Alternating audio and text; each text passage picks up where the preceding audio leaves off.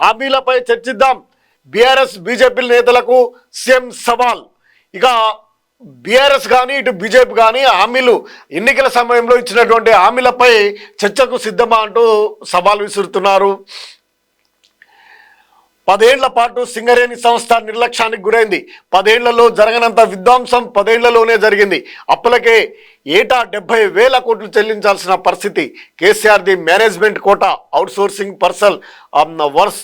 Person దూలంలా పెరిగినా దూడకున్న బుద్ధి అరెస్ట్ లేదు. కేంద్ర మంత్రిగా కిషన్ రెడ్డి రాష్ట్రానికి ఏం చేశారు? మమ్ములను ప్రశ్నించే అర్హత ఎవరికి లేదంటూ రేవంత్ రెడ్డి సింగరేణి కార్మికుల కోటి బీమా పథకము షూర్ అంటూ కూడా చేయడం జరిగింది. ఈ సందర్భంగా ఆయన పలు కీలకమైనటువంటి వ్యాఖ్యలు చేశారు. ఇక గృహలక్ష్మి మహాలక్ష్మి శ్రీకారం నేడే 200 యూనిట్ల దాకా ఉచిత విద్యుత్, 500 గ్యాస్ సిలిండర్ అమలు. సీఎం రేవంత్ చేతుల మీదుగా చెవెళ్లలో ప్రారంభించి భారీ బహిరంగ సభకు ఏర్పాట్లు. స్థానిక సంస్థల కోట ఎమ్మెల్సీ ఉప ఎన్నికల షెడ్యూల్ విడుదల చేయడంతో పాటు వేదిక మార్పు, పథకాల ప్రారంభం.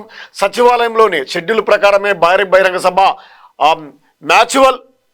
వర్చువల్గా ప్రసంగించనున్న ప్రియాంక గాంధీ ఈరోజు రానున్నారు. ఇక గృహజ్యోతి మహాలక్ష్మికి ఈరోజు శ్రీకారం చుట్టడానికి నిర్ణయం తీసుకున్నారు.